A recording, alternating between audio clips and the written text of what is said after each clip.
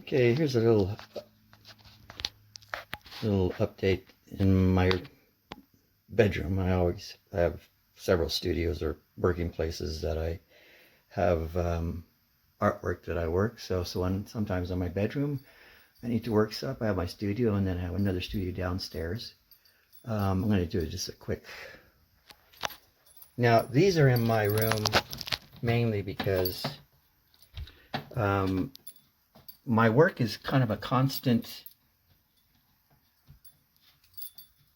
looking more than working, looking for small little things that I need to work on. So this is kind of the way these are in progress. So it's like I'm looking for little teeny things that I need to take care of. So I'm always working on like about 5 or 6 paintings at the same time. Of course, this is a self-portrait. I don't know if you can, well, it's too close. A self-portrait, and it's kind of the cycle of my life. This is my journey through life, and it's circular, and you can see full color, and then tragedy in life, so that's the black area. And then this is the zone where I'm at right now. It's called an unfinished life, so I'm not sure what's going to happen. So it's, anyway, that's kind of what it's all about right there. And this is the current one I'm working on that some people may have seen.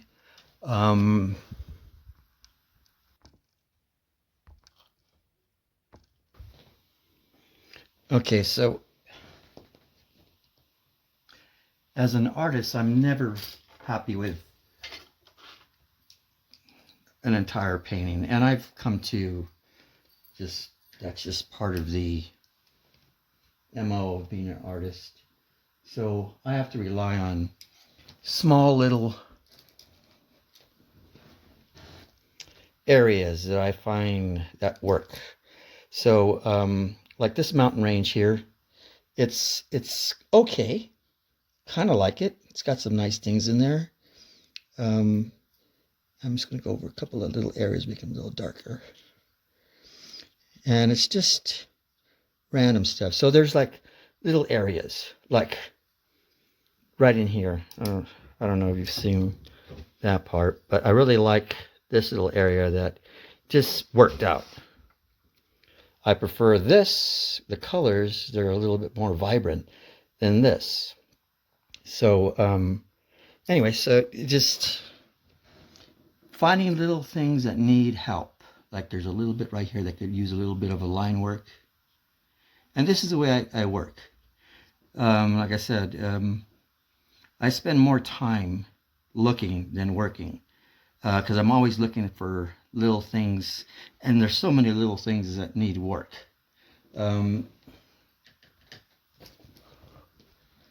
One is that river. And I don't know if I can squeeze this out more. Okay, so this right here is I'm gonna make it bigger because it's getting closer to me. Oh, it's too dark. Not enough water. But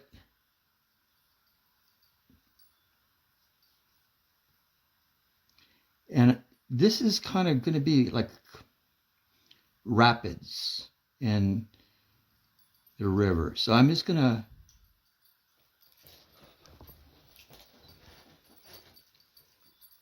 go and move this up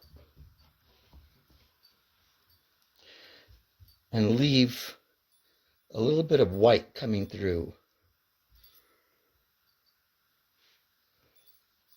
Like I said, this is a slow process, so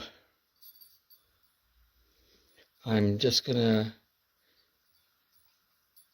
come in here and I'm putting light layers. I'll build it up afterwards, but I just want to leave some light areas coming in. I'll go darker when it's needed. And I will pull out little highlights from like here, so like the ripples are still coming in here. This will probably kind of straighten out a little bit. And like I said, it's just never sure what's going to happen. It's just the way things go. And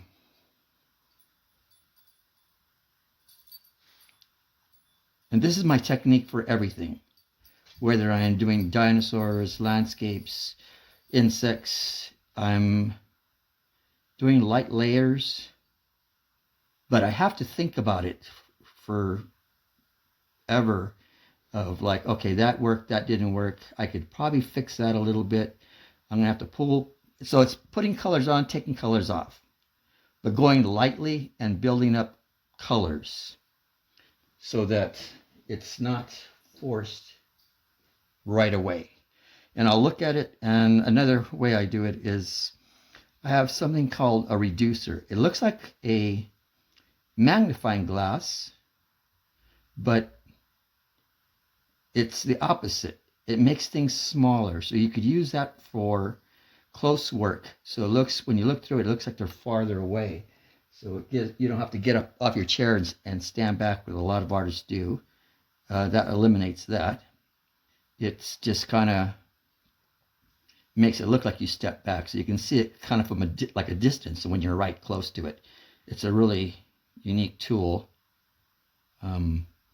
Saves me a lot of time from stepping back. But those other paintings, I look at them from a distance because I'm sitting down and I'm just constantly working, and then turning to the side and see if I can see something that works. And you can see there's a little bit of ripple here. I could tell that I'm going to need to come in, so it's not just right in here, but these get a little bit lighter. I can see that this is lighter. I'm not going to worry about this because it's way too far in the distance. Yeah. But like I said, this is what I always wanted to do anyway. Paint whatever I want as long as I want. You can see that this is kind of faded out. Like I said, these colors will fade. So even though I'm putting a little light layer, now doing that curve, see that little hump I'm doing? It's pulling out so that it looks like the terrain is coming towards you. That's what I was talking about.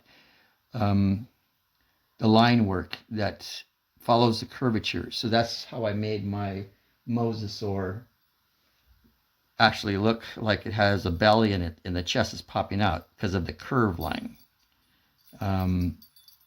Anyway, so that's kind of, now that is dark, but it will fade.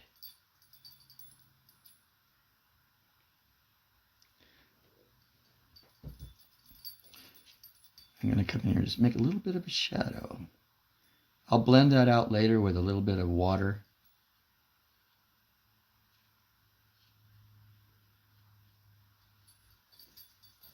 Because I know it's going to fade. I'm not sure how much it's going to fade.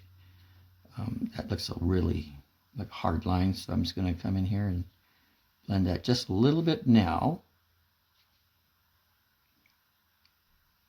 And you can see that by putting that shadow, it pops it out more. It's the little teeny things that push things over the top. And sometimes it's just a little shadow that does it. But I'm never going to be happy with the whole thing. I like the sky up there, how the thunder came in, and the original one, it was really light, and I darkened a lot of things and brought things out. There was nothing else over here. I don't know if you can see that. But this right here, those mountains weren't there. And this terrain will be the center point. And of course, I went into this part here and put another layer in here. So this needs a lot more work. This is getting closer to finish. None of this other stuff. And you can see down here, that's all needs a lot of work. So it's just the process I do. But now now that I retired, I can do that. So thank you.